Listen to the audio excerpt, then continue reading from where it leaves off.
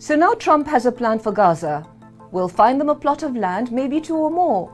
Build them some nice, beautiful places where they can be happy. Oh yes, after leveling their homes, after burying their children under rubble, after turning an entire city into unlivable wasteland, now suddenly Trump wants to do Gazans a favor. Because you see, in his mind, the problem isn't that Israel has massacred tens of thousands, displaced millions, and obliterated entire neighborhoods. No. The problem is that Gazans are still there. So what's the solution? Get rid of them. Find them a plot of land somewhere, doesn't really matter where, just not in Gaza. The excuse today? Gaza is destroyed. It is uninhabitable, as Steve Witkoff, Trump's billionaire mogul friend, put it. And whose fault is that, Steve? Did Gaza just disappear on its own? Did its homes, its schools, its centuries-old mosques and churches just decide to collapse? Was it hit by an earthquake, a natural disaster? Or was it Israeli bombs, American bombs, 50,000 tons of them, leveling entire neighborhoods, burying entire families alive? And of course, who's paying for this grand humanitarian project? The Arabs. Because as Trump so eloquently put it, there's a lot of money in that area. That's all the Middle East is to him. Money, land, oil, gas. Not nations, not people, not histories, not identities, just resources to be seized, deals to be made, profits to be counted. But this isn't just about business, it's colonialism dressed as capitalism. Trump isn't just another greedy developer looking for land. He is both a racist colonialist and a ruthless businessman. And the hypocrisy, the glorious hypocrisy. This is the same Trump who built his entire political brand on shutting borders. The man who ranted and raved about migrants invading America, who caged children at the border, who banned refugees, who called asylum seekers criminals and rapists. But when it comes to the Palestinians, suddenly migration is good. Suddenly displacement is necessary. Suddenly he's all about relocation and resettlement.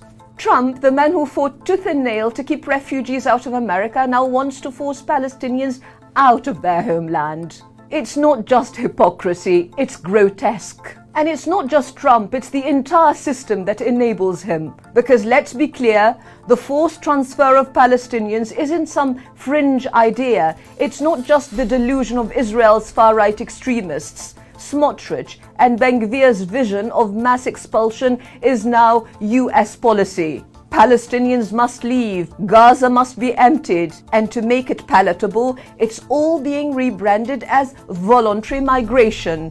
You know, Trump may think he's come up with this brilliant, unprecedented solution, but Israel has been trying to get rid of Gaza's population since the moment it occupied it. In 1967, after Israel seized Gaza, its leaders, not the far-right fanatics of today, but the so-called left-wing moderates, sat in their cabinet meetings discussing how to make Gaza disappear.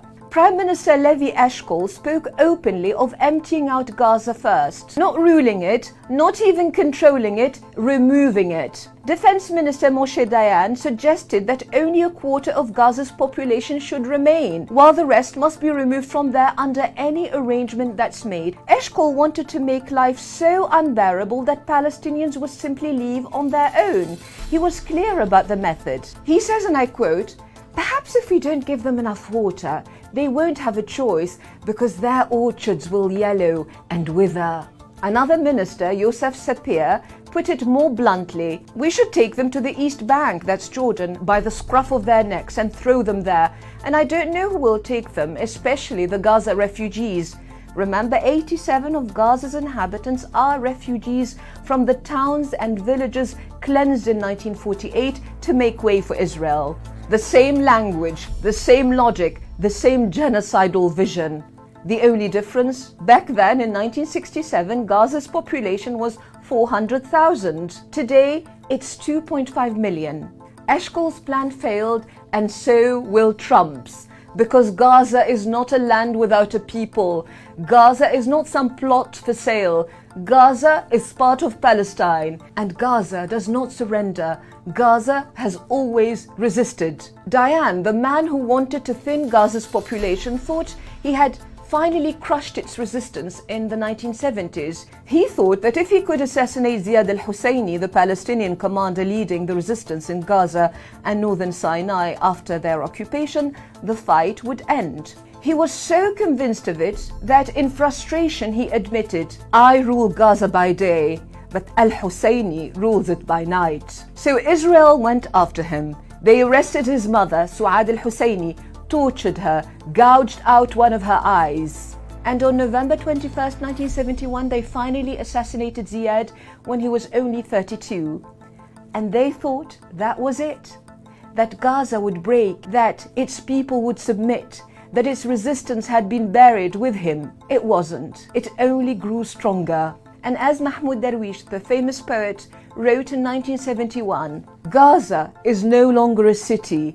It is a burning battlefield in which the adversary's victories, hopes, values are tested. The illusory facts on the ground he is trying to create, thinking that time is on his side, will be mocked by that very same time, as well as by the trail of crushing defeats past invaders suffered in the alleyways of Gaza at the hands of its sons and daughters." That was written half a century ago. And today, after everything, after the bombs, the starvation, the massacres, Gaza still stands.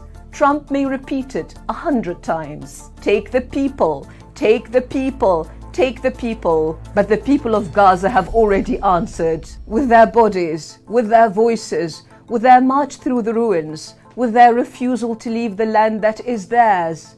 We are not leaving.